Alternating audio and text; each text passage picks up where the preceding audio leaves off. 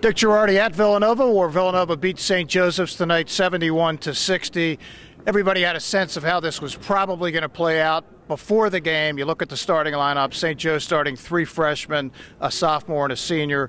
Villanova 3 seniors and 2 sophomores, much more experience. The Wildcats were missing 2 of their better players, Morisset and Isaiah Armwood, but they were just too experienced, too good, and too strong, especially for St. Joe's tonight. It was a close game much of the first half. Villanova had a 10-point lead at halftime, stretched in the first 6 minutes of the second half to 21. Yeah, they're going to be good. Those guys are going to be good. They got young guys. A lot of times, one of the things with being young is just your bodies, and I think, again, you can see Antonio is a senior and Fish is a senior, and that makes a difference. And I think we played them that year at the Palatial, and they just crushed us. That was one of the things I noticed, just the bodies. Everybody was just bigger and stronger. They were experienced players, but they just had bigger bodies.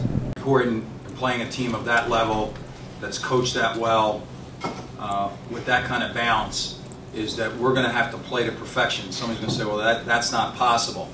But there are 4 or 5 or 6 plays, and maybe there's a play per guy, that you can be perfect. You can't have a ball taken out of your hands. You can't miss a block out. And think that the key to me was the fact that they had 7 more shots than we did in the first half. They had 7 more shots, and then they got to the foul line.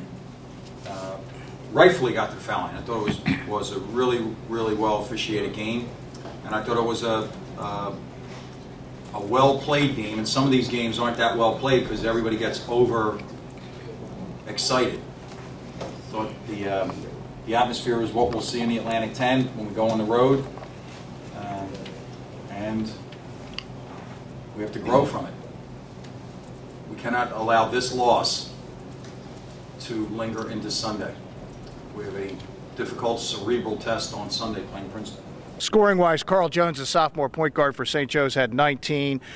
Corey Stokes led Villanova with 17. They had 3 players with 14. Pena, Corey Fisher, and Dominic Chico had a very nice game himself. And this is 22 out of 24 in the City Series for Villanova as the Big 5 season opened tonight.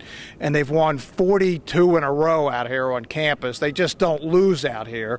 It's been forever.